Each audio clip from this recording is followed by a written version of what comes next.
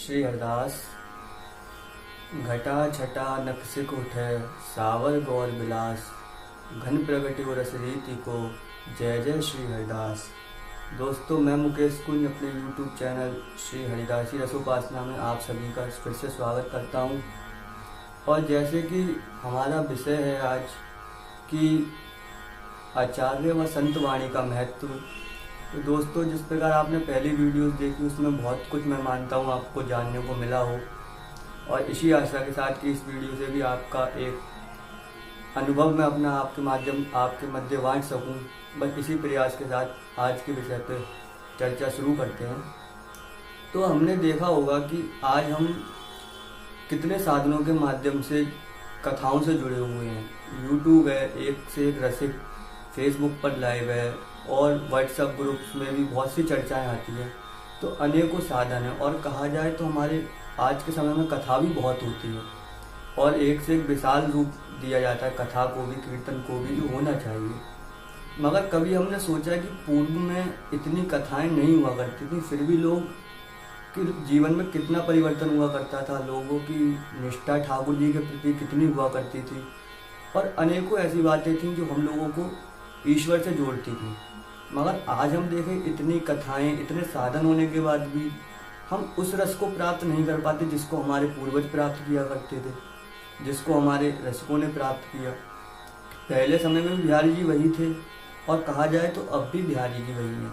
मगर पहले जब मीराबाई सा रस खाना आए तो बिहारी जी के सिंहासन हिल जाते थे, बिहारी जी उठ के चल देते थे। मगर आज क्यों नहीं चल पाते, आज क्यों नहीं जाते? बिहारी जी तो वही हैं, मगर कभी हमने जानने का प्रयास नहीं किया कि ऐसा क्यों, जबकि आज पहले से अधिक साधन है। पहले लोग अगर रसखान काबुल से वृंदावन आए थे, और देखा जाए तो बहुत समय लगेगा वहाँ से यहाँ तक आने में, मगर आज इतने साधन है कि हम लोग बहुत आसानी से, सरलता से आ सकते हैं।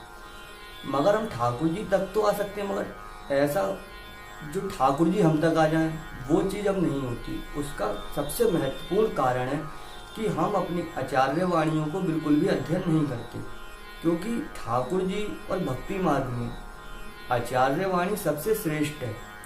अगर हमें जो ठाकुर जी के प्रति सहज बना सकती है वह हमारे आचार्यों की वाणी है। क्योंकि अगर हम देखें हमारे स्वामी श्री हरिदास जी का स्वरूप, तो स्वामी जी ने तो अपनी वाणी में उस स्वरूप को गाया ही नहीं है। और अगर हम चाहें उस स्वरूप को जानना, तो हम उस स्वरूप को कैसे जान सकते हैं? हम उस स्वरूप को जान सकते हैं जो हमारे स्वामी जी के शिष्य परिकर में हमारे आचार्य हुए हैं, जो स्वामी जी के अष्टाचार्य हैं। उनकी जो वाणी है, उन्होंने स्वामी जी के स्वरूप का वर्णन किया है। तो उनकी वाणियों का अगर अध्ययन ही नहीं करेंगे तो हम स्वामी जी के स्वरूप को जान कैसे पाएंगे? और अगर हम स्वामी जी के स्वरूप को नहीं जान पाएंगे तो फिर बिहारी जी का स्वरूप तो हमारे लिए कुछ भी मायने नहीं रखता, क्योंकि जो स्वामी जी को नहीं जान सकता उसे बिहारी जी का तो स्वरूप पता ही नहीं चलेगा। तो कहने का अर्थ है कि हमें अगर भक्ति मार्ग में आगे बढ़ना है तो कथाओं का श्रवण बहुत अच्छी बात है, मगर साथ ही हम अपनी जिस परंपरा से जुड़े हुए हैं उस परंपरा में जो भी आचार्य हैं, आचार्यों की वाणी है, जो हमारे गुरुदेव की परंपरा है, उस परंपरा को हम जानें, अपने गुरुदेव से पूछें। अगर गुरुदेव हमें बताते हैं तो बहुत अच्छी बात है, अगर नहीं बताते तो हमें उनसे पूछना चाहिए। जैसे एक माता एक अज्ञात बच्चे को बताती है कि ये तुम्हारे पिताजी हैं, ये तुम्हारी परंपरा है, तो वो अपने कुल की परंपरा का निर्वाह करता है। अन्यथा उस कुल की परंपरा धीरे धीरे लुप्त हो जाती है और फिर वो राक्षस प्रवृत्ति में आ जाते हैं। इसी प्रकार अगर हम लोग अपनी परंपराओं से दूर हो जाएंगे, अपनी आचार्य वाणी से दूर हो जाएंगे। आज हम देखें घर घर में टीवी है, व्हाट्सएप है, फेसबुक है, सब चीज़ें, कथाएं होती हैं, मगर कथाएं होने तक कथाएं होती हैं, उसके बाद हम लोग उन पर बिल्कुल भी नहीं देखते। पहले समय में अगर हम देखें अपने दादा दादी के समय में, तो उस समय भी वहाँ पे हमारे घर में रामायण भागवत हुआ करती थी और डेली नित्य उनका पाठ किया जाता था और उसे जीवन में उतारा भी जाता था, मतलब धारण भी करते थे। तो कहने का अर्थ कि वो लोग वाणियों को पढ़ते थे नियम से। तो हम ज़्यादा कुछ ना तो थोड़ा प्रयास कर सकते हैं कि जो हमारे आचार्यों ने वाणियाँ लिखी हैं हम उन्हें पढ़ें, तभी हमारी पूर्ण निष्ठा बिहारी जी अपने इष्ट में हो पाएगी। क्योंकि एक वाणी ही सहज करती है। क्योंकि एक संत ने बड़ा सुंदर भाव कहा है कि तू कहता पोथिन की देखी और मैं कहता तू कहता पोथिन की लेखी और मैं कहता आँखिन की देखी। मतलब जो कह रहा है, मैं भी अगर कह रहा हूँ तो मैं पोथियों को देख के कह रहा हूँ, मतलब पढ़ रहा हूँ तो आपसे कह पा रहा हूँ।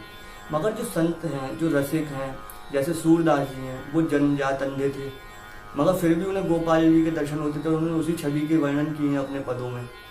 अगर हम सूरदास जी के पदों को पढ़ते हैं तो सहज ही लड्डू गोपाल या बाल रूप में ठाकुर जी हमारे हृदय में आते हैं। तो ये क्या है? उन संत की वाणी का प्रभाव है।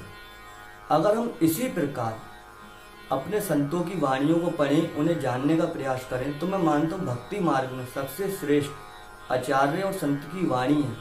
अगर हम कथा सुन रहे हैं तो कथाओं में हम ज़्यादा से ज़्यादा प्रयास करें कि हम संतों और रसिकों की वाणियाँ सुनें, ना कि समाज की व्यथा। तो उसी के साथ मैं आप सबसे विदा लेता हूँ।